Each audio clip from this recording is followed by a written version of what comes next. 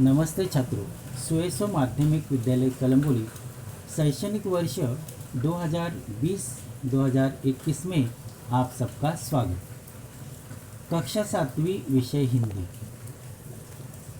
बच्चों, आज मैं गद्य पाठ 3 दादी माँ का परिवार यह कहानी पढ़ाने जा रहा हूँ।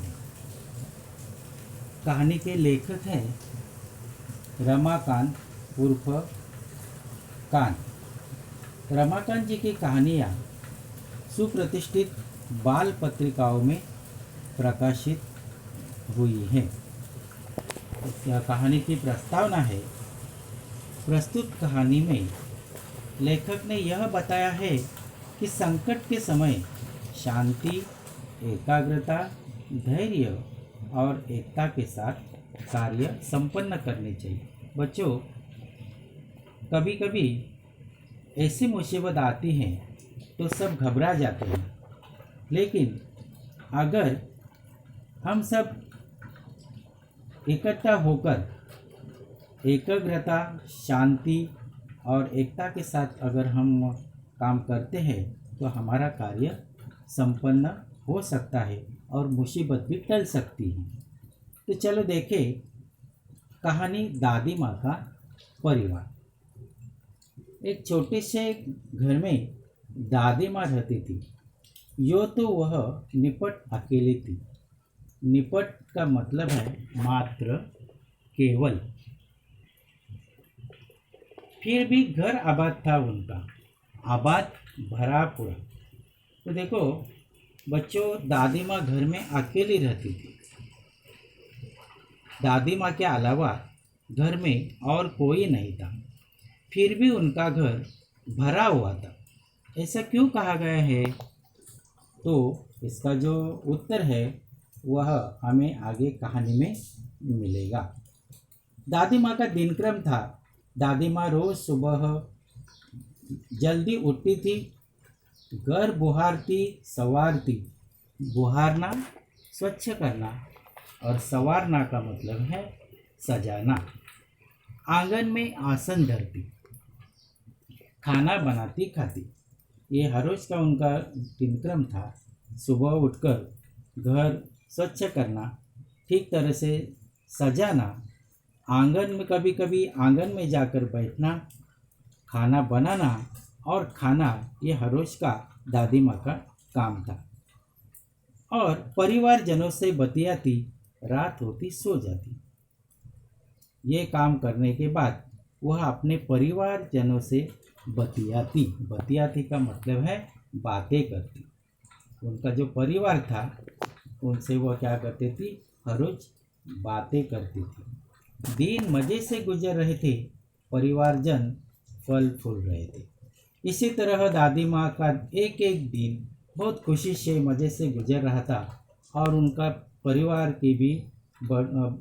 भी फल फूल रहे थे।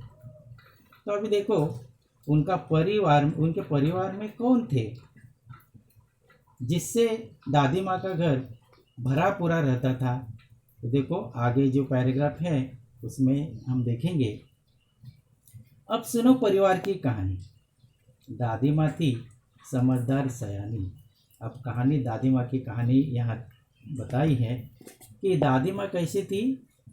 समझदार और सयानी थी। वह बहुत समझदार और शांत स्वभाव की थी। घर के आंगन में बरगद का पेड़ था, उस पर घोंसला बना था। घोंसले में रहती थी चिड़िया। दादी माँ के आंगन में एक बरगद का पेड़ था और उसी बरगद के पेड़ पर एक चिड़िया घोंसला बनाकर रहती थी। वही दादी माँ की संगिया थी। संगिया का मतलब है सहेली, साथी। तो दादी माँ के परिवार में ये उनकी साथी थी। उसका नाम था चिड़िया। चिड़िया का नाम था नीलू। सुबह वो दादी आंगन बुहारती, नीलू खुदकती, चिंचियाती, दादी माँ से बताती। जब दादी माँ सुबह जल्दी उठकर जब आंगन में आती, आंगन साफ करती, स्वच्छ करने लगती, तब नीलू चिड़िया कूदती चिंचियाती दादी माँ के पास आती थी और दादी माँ से वो क्या करने लगती थी, बातें करने लगती थी। एक और थी दादी माँ की साथिन चिंकी चुहिया, पेड़ के नीचे बिल बना कर रहती थी। दूसरी दादी माँ की सोपती थी, साथिन थी, वह उसका नाम था चिंकी चुहिया। वह बरगद के पेड़ के नीचे बिल बनाकर रहती थी। दिन भर घर में उसकी दौड़ लगती। यह थी दादी माँ की दिन दुनिया। वह क्या करती थी, दादी माँ के घर में चिंकी चिड़ी चूहिया और नीलू और चिंकी चूहिया और नीलू चिड़िया, ये दोनों भी क्या करते थे, दादी माँ के घर में हर रोज दादी माँ के घर में क्या करती थी, इधर उधर भागते थे। यह थी दादी माँ की दिन दुनिया। दिन दुनिया का मतलब है दिन दुनिया संसार। तो ये दादी माँ का परिवार था। कौन थे दादी माँ के परिवार में? चिड़िया और चूहिया। चिड़िया का नाम था नीलू और चूहिया का नाम था चिंकी। तो दादी माँ, ये दादी माँ का क्या था, परिवार था। ये दादी माँ के साथी थे। वे सब यदि खुश होती तो दादी माँ भी रहती खुश, और दादी माँ हुई कभी दुखी तो वे भी नहीं रहती थी सुखी। देखो इन तीनों में इतना प्यार था कि चूहिया और चिड़िया अगर हर रोज ये खुश नज़र आती तो दादी माँ भी बहुत खुश होती थी, और दादी माँ हुई कभी दुखी तो वे भी नहीं रहती थी सुखी। मतलब दादी माँ अगर कभी नाराज हुई या वह कभी दुखी हुई तो नीलू चिड़िया और चिंकी चिड़िया भी कभी सुखी नहीं होते थे, वे भी नाराज ही दिखाई देते थे। ठंडी के दिन थे। उन्हीं दिनों नीलू चिड़िया ने अंडे दिए, उनसे निकले 2 बच्चे। अभी दादी माँ का परिवार फलने और फूलने लगा। जो पहली साथिन थी नीलू चिड़िया, उन्होंने ठंडी के दिन में 2 अंडे दिए और उनसे 2 बच्चे निकले। नन्हे सुंदर, अच्छे, बहुत सुंदर और नन्हे नन्हे छोटे छोटे बच्चे, अंडे से 2 बच्चे निकले। दादी माँ ने दोनों का नाम टीनू और मीनू रखा। सबने मिलकर पोसा पाला। नीलू चिड़िया के बच्ची को दोनों ने, मतलब दादी माँ ने और नीलू ने अच्छी तरह से पाल पोस कर बड़ा किया। चिंकी को 2 बेटों के उपहार मिले। चुस्कू मुस्कू थे बड़े भले। दूसरी साथी थी चिंकी चुहिया, उसे भी 2 बच्चे हुए, और दादी माँ ने उनका भी प्यार से नाम रखा चुस्कू और मुस्कू। दादी माँ उनका ख्याल रखती, उनसे मन बहलाती, स्नेह प्यार से वह दुलारती। दादी माँ, अभी परिवार बढ़ गया। दुलारना का मतलब है प्यार करना।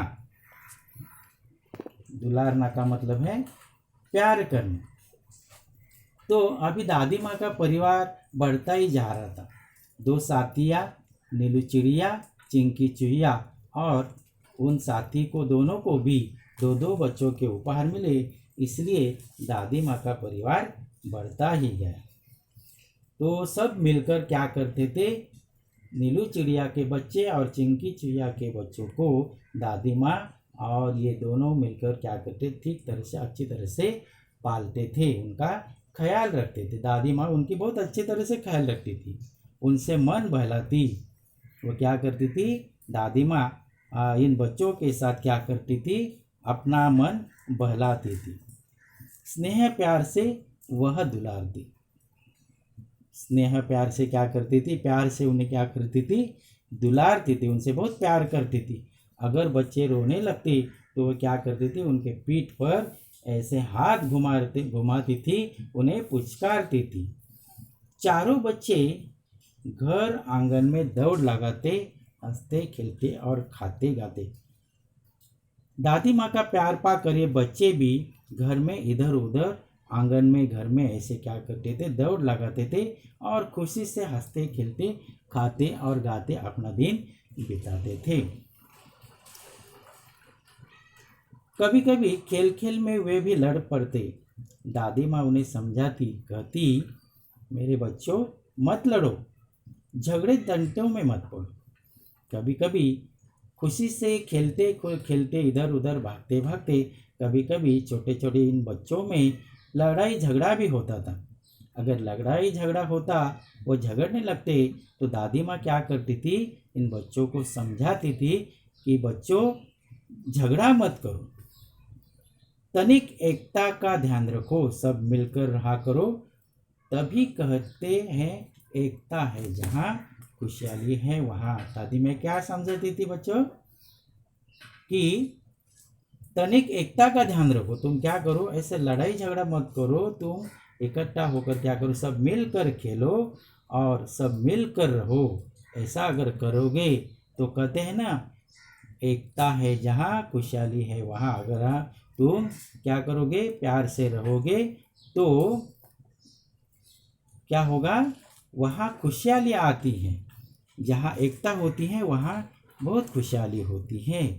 यो दिन कट रहे थे हंसी खुशी से, परिवार में सब रहे थे खुशी खुशी से। दादी माँ रोज उन्हें समझाती, एकता के उनको लाभ मिलते। इसी तरह एक एक दिन दादी माँ का बहुत खुशी से बीता जा रहा था और परिवार भी बहुत खुश थे। दादी माँ देखती थी सबको तो वह बहुत खुश होती थी और वह उन्हें हर दिन समझाया करती थी कि देखो बच्चों, एकता का लाभ उन्हें क्या करती थी, समझाती थी, एकता का महत्व क्या है, एकता से क्या फ़ायदा होता है। ऐसी जो खुशी मिलती है वह एकता से ही मिलती है। ये बार बार दादी माँ इन बच्चों, छोटे छोटे बच्चों को समझाया करती थी। एक बार संकट आ गया, चिड़ियों में मातम छा गया। एक बार संकट आ गया, चिड़ियों में मातम छा गया। मातम का मतलब है शोक। नीलू दाना चुगने चली गई, संग बच्चों को भी ले गई। अन्य अन्य चिड़े चिड़िया भी थे उनके साथ। खलिहान में धान उगे रहे थे। रात, सूरज की किरणें ढल रही थी। क्या हुआ था, कौन सा संकट आया इन सब दादी माँ के परिवार के ऊपर। तो एक दिन क्या हुआ, नीलू चिड़िया अपने बच्चों को लेकर खलिहान में धान उग रहा था, वह दाने चुगने गए थे। खलिहान का मतलब है कटी फसल रखने का स्थान। खेतों की फसल कटी हुई थी और चिड़िया ने सोचा कि चलो बच्चों, हमें बहुत खाने को मिलेगा।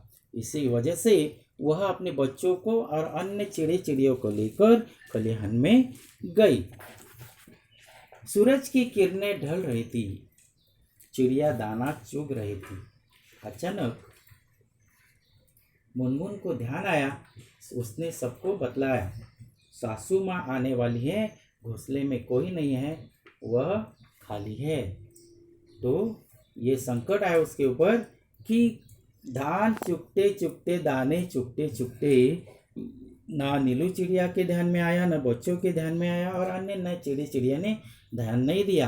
तो आहिस्ता आहिस्ता क्या होने लगा, दिन ढलने लगा, सूरज की किरणें ढलने लगी और अचानक मुनमुन जो चिड़िया थी, मुनमुन नाम की चिड़िया के ध्यान में आया कि हमें क्या करना होगा, अभी घर जाना होगा, क्योंकि घर में कोई नहीं है। यह उन्होंने अन्य साथियों को बताया, घोंसले में कोई नहीं है, सासू माँ आने वाली है, हमें क्या करना होगा, तुरंत हमें जाना होगा। घर जाने की उसने विदा ली, सबसे टाटा बाय बाय कर ली। अब वह उड़ने को ही बेचारी उलझ कर लगी। मुनमुन ने टाटा किया, बाय बाय किया और वो उलझ गई। उलझना मतलब क्या हुआ, जब वह उड़ने लगी तो मामला ज़्यादा पेचीदा होने लगा कि अभी क्या होगा, मतलब धुंधला हो गई कि हम यहाँ से निकल नहीं सकते। उनके ध्यान में आया और वो जोर से चिल्लाया, अरे मैं फंस गई, मैं फंस गई। नीलू ने उसकी पुकार सुनी। मुनमुन क्यों चिल्ला रही है? दूसरी चिड़िया ने भी बात सुनी। नीलू उसके पास जाने लगी पर उसकी भी रही बेचैनी। नीलू मुनमुन का आवाज़ सुनकर सब चौकन्ना हो गए और नीलू मुनमुन के ओर वो देखने लगे, पर वह भी उसी तरह क्या हो गए, जाल में फंस गए।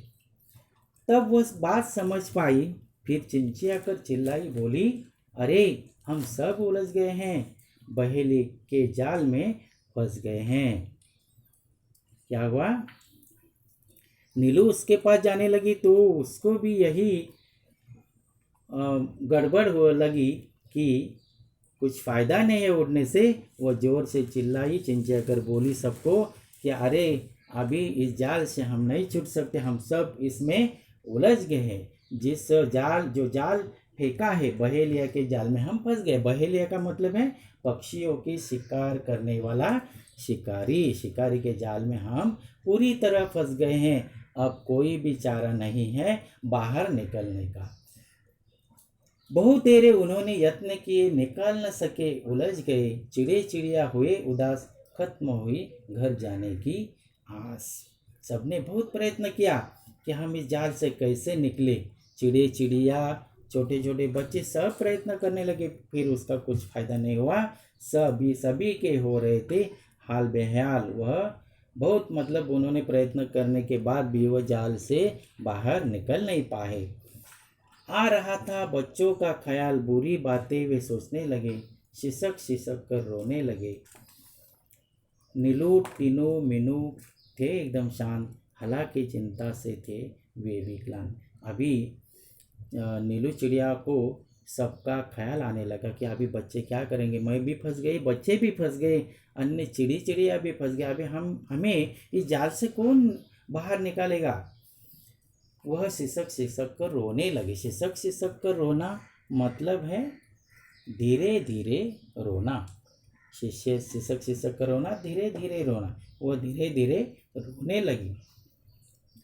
नीलू टीनू मीनू ये तीनों भी एकदम शांत थे, हालांकि चिंता से थे वे भी क्लांत। क्लांत का मतलब है थका हुआ। वह उन्हें बहुत चिंता सता रहती। वह वैसे ही थके हुए नजर आए थे।